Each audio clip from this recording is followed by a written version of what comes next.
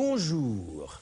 Bonjour à vous. Je voudrais vous poser une question. Est-ce que vous êtes déjà rendu compte de l'importance de l'eau dans notre existence? On s'en rend pratiquement pas compte. Parce qu'on s'en sert d'une façon tellement naturelle et spontanée qu'on n'imagine pas combien c'est important. Oui, par exemple, on s'en sert pour boire, on s'en sert pour se laver, bien entendu, pour se brosser les dents, pour faire mille et une choses, et on ne pense pas à son importance. L'eau, finalement, c'est le sang de la terre. Je crois qu'on ne pourrait absolument pas vivre sans eau. Bon, il y a évidemment certains petits éléments microscopiques qui peuvent vivre sans air, par exemple. Mais sans eau, c'est absolument impossible. Nous, c'est impossible. Hein. On ne peut pas vivre sans eau. Est-ce que vous savez, par exemple, que l'eau constitue la plus grande partie d'un être vivant?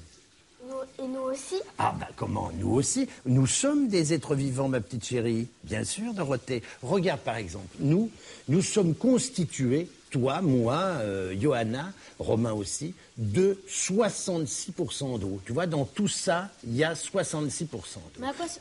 Attends, non mais attends, regarde, il n'y a pas que le corps humain. Regarde, tu vois ce que c'est ça? Ça, c'est un champignon desséché. Tu vois sa taille normale? Un champignon, il y a 80% d'eau. Tu vois la taille d'un champignon à peu près. Et ben, quand on a retiré son eau, voilà ce qu'il en reste. Donc c'est te dire si ça prend du volume et de l'espace, l'eau. Vous l'avez pas coupé? Non, on l'a pas coupé, on a simplement retiré l'eau, on l'a déshydratée et voilà ce qu'il en reste. 80% du reste, c'était de l'eau. Mais à quoi ça sert l'eau dans le corps? Ça sert d'abord à assimiler les aliments. Ça sert à transmettre l'énergie. Ça sert également à réguler la température. Tu sais, quand on prend ta température, tu as 37. Si elle monte à 38, tu te mets à transpirer. Donc la température va baisser. Ça sert également à transporter tous les produits, tous les déchets qui sont produits par le foie, les reins, etc. Donc quand tu fais pipi, par exemple, tu élimines des déchets. C'est l'eau qui te permet ça. Bon, vous savez, par exemple, que l'eau, c'est également un protecteur. Quand vous étiez petit et que vous étiez dans le ventre de votre maman, vous étiez protégé parce que dans son ventre, il y avait une poche d'eau. Donc si elle se cognait, eh bien vous ne risquez rien. Ton œil, il est installé dans une sorte de partie aqueuse. Il y a un peu d'eau. Le cerveau, c'est pareil. Il est stabilisé dans une masse d'eau. Tu vois? On ne peut pas vivre absolument pas sans eau. Tu arrêtes de manger. Peut-être que tu pourrais 50 jours. Maximum, hein, 50 jours. T'arrêtes de boire, 4 jours. Quick, c'est fini. Ça existe depuis quand, l'eau? Ça existe depuis toujours. Simplement, l'eau a permis aux populations d'évoluer, à la civilisation d'évoluer. Avant, les peuples étaient des nomades. Ils circulaient tout le temps pour chasser, pour trouver leur nourriture. Le jour où ils ont compris que, après que les fleuves aient débordé et qu'ils soient revenus à leur situation normale, sur le bord du fleuve, il y avait de la terre, des limons, des alluvions qui étaient absolument extraordinaires et qui permettaient aux légumes de pousser très très vite. Ils se sont là fixés, sédentarisés. Ça avait tellement d'importance en Égypte, la terre qui était déposée par le fleuve, qu'il y avait un pharaon qui avait mis devant sa pyramide une sorte de baromètre. Et quand l'eau avait beaucoup débordé, quand il avait plu et qu'il y avait une crue sur le Nil, eh bien, ça veut dire qu'il allait y avoir beaucoup de terre. Il y avait des impôts qui étaient plus élevés que quand il n'y avait pas eu de crue. La civilisation, finalement, a évolué par l'eau et grâce à l'eau. Elle a même failli nous punir. Vous vous souvenez de l'histoire de l'arche de Noé, où Dieu avait envoyé le déluge et n'avait autorisé Noé à monter sur l'arche qu'avec sa descendance et 2 représentants, mâles et femelles de l'espèce animale? Ça a failli nous coûter cher, hein, cette histoire d'eau. Mais d'où vient l'eau qu'on boit?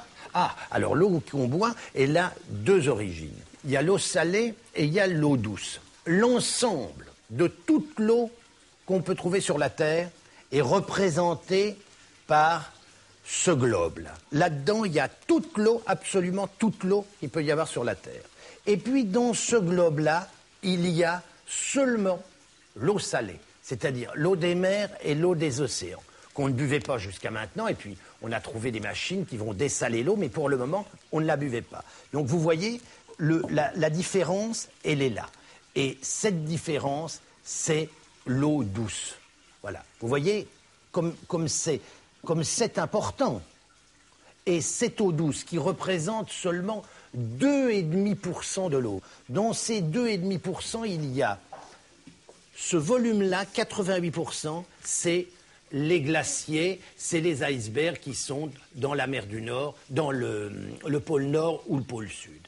Ici, ce sont les eaux souterraines, c'est-à-dire une partie de l'eau qu'on peut boire qui circule sous la terre, exactement, Dorothée. Et ici, vous voyez, alors là, il y en a extrêmement peu. Vous voyez, là, c'est l'eau qui se trouve dans les fleuves, dans les lacs, dans les rivières.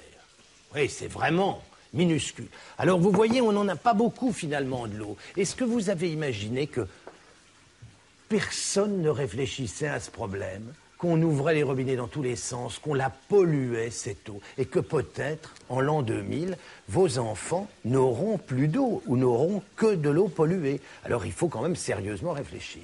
Et alors nous avons été tournés à Paris, dans les laboratoires de la ville, pour vous montrer comment on transformait l'eau douce en eau potable, en eau possible à boire. Regardez, on a là une télé et on va voir le reportage. Alors, vous voyez, ça c'est de l'eau qui, après avoir été pompée dans des puits ou dans des sources, sont acheminées par des aqueducs qui vont mener l'eau dans de gigantesques réservoirs. Les aqueducs ont été imaginés, comme je vous le disais, par le baron Haussmann. Et lors de sa mise en service en 1874, le réservoir de Montsouris, le plus important de la capitale, était considéré comme le plus important du monde. Vous voyez, ça, c'est les aqueducs. On en trouve encore dans Paris. C'est un service très important dans les villes, le service des eaux. Durant leur périple, vous voyez, ça, c'est des grands réservoirs. Alors ça, c'est de l'eau de Seine, on prélève l'eau de Seine, vous allez voir, elle est loin d'être pure, elle est là, elle va être directement pompée et elle subit une première filtration pour éliminer le plus gros des déchets. Elle passe ensuite au travers d'un... Vous voyez, là, ce sont les plus gros des déchets. Oui, les plus gros des déchets. Oui. Ensuite, elle passe au travers d'un préfiltre à fond de sable. À fond de sable. Hein, Après, encore une fois. Oui.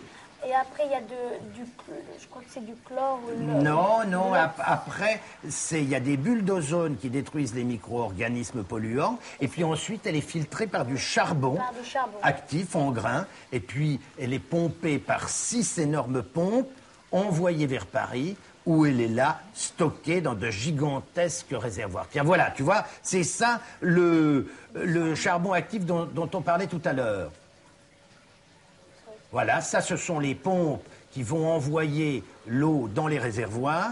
Il y en a 7, 7 énormes réservoirs. Vous voyez, en voilà comme ça. Là, il y en a 7 qui nous assurent de ne jamais manquer d'eau. Alors, il y a des contrôles. Vous voyez, il y a des contrôles qui sont tellement soigneux qu'il y a même des aquariums dans lesquels on met des poissons et qui constituent un autre moyen de contrôle. Alors, l'eau est ensuite distribuée chez chaque habitant ou elle est livrée gratuitement aux Parisiens par l'intermédiaire des fontaines de Wallace. C'était un philanthrope anglais qui nous avait offert aux Parisiens 50 fontaines à partir desquelles on peut aller chercher de l'eau gratuitement sans être obligé de la payer. Mais dis donc, j'ai vu que tu étais terriblement fort. T'as vu ça il y a combien de temps?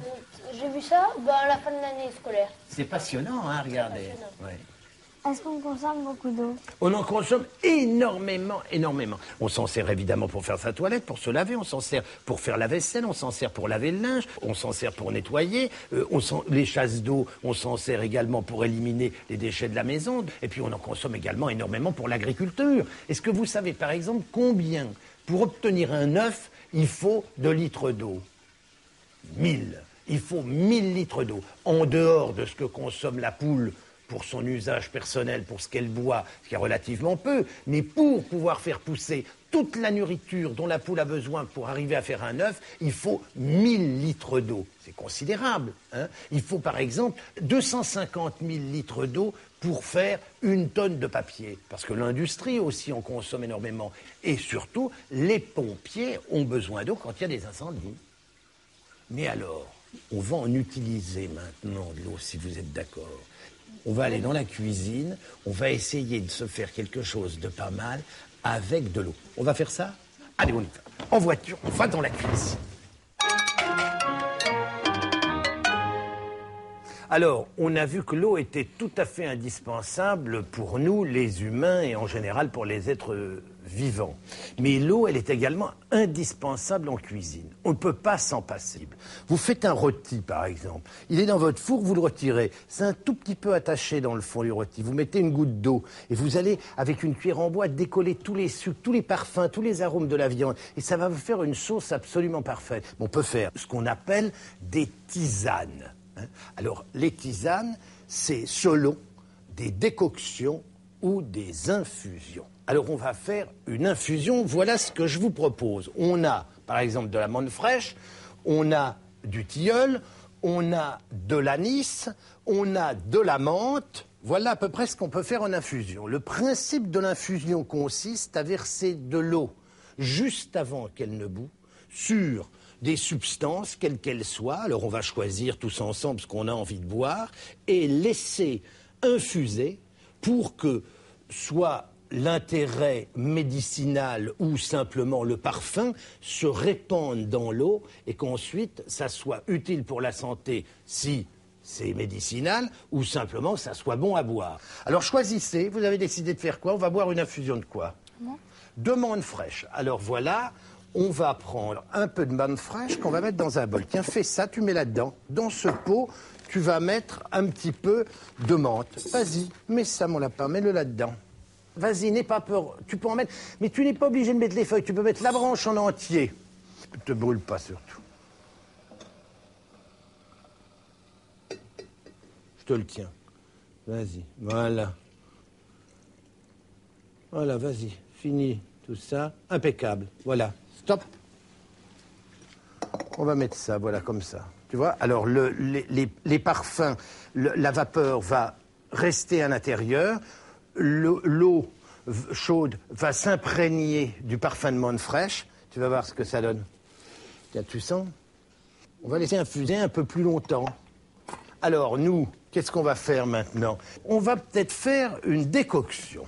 Alors, décoction, c'est la substance aromatique ou médicinale qu'on fait bouillir dans de l'eau. Une fois que ça bout, on met ce qu'on veut. On va se mettre ça, regarde. Ouais, mets ton nez dessus. De la fleur d'oranger. Tu sens? C'est ça que tu as envie de boire? Ouais. Alors, on va se faire ça. Alors, on en met un petit peu, tu vois. Alors, on en met à peu près une cuillère à soupe par personne. Tu vois, c'est ce que ça donne, voilà. Là, ça fait 2 cuillères à soupe. Vous m'invitez? Hein? J'aurais le droit d'en boire un petit peu. Bon, alors voilà. Bon, mais pour ça, allez. Voilà. Alors, on va attendre que ça bout. Voilà. Voilà. Et on va déjà se servir une tasse d'infusion de menthe. Tu vois, alors l'eau, c'est coloré. L'eau, c'est coloré déjà, ça pourrait être beaucoup plus foncé. Voilà, tenez. Allez-y. Vous brûlez pas, surtout en buvant ça. Est-ce que vous mettez du sucre dans vos infusions? Oui. Hein? Oui. Ben, vous savez ce que vous devriez faire? On met de la menthe. C'est prendre l'habitude de ne pas mettre de sucre.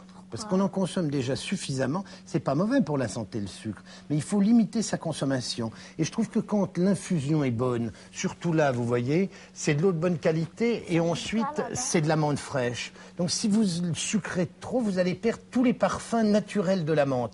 Essayez de le boire sans sucre. Si vous y arrivez, vous êtes formidable. Regarde-moi pendant ce temps-là, je vais voir notre décoction. T'as complètement oublié, Dorothée, c'est fini. Ah mais je te l'ai dit. Ah bon? Ah bah alors c'est très bien. Tu vois, regarde, t'as vu ce qui se passe? Ça bout, ça prend de la couleur. Voilà, c'est impeccable.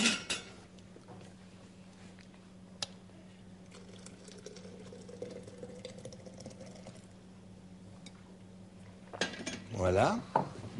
Et on va aller se verser ça dans une tasse là-bas. On va voir la tête que ça. Regarde. Tu vois, alors c'est plus foncé parce que ça bouillit carrément avec la fleur d'oranger. Tiens, sans voir. Je passe à toi. C'est bon avec le jasmin aussi. Ça sent bon, hein? Oui, ça doit être bon aussi. Hein? Au revoir, à la semaine prochaine avec pratiquement le même sujet, l'eau encore, mais avec des recettes moins austères, du sorbet probablement. Pour le moment, infusion et décoction.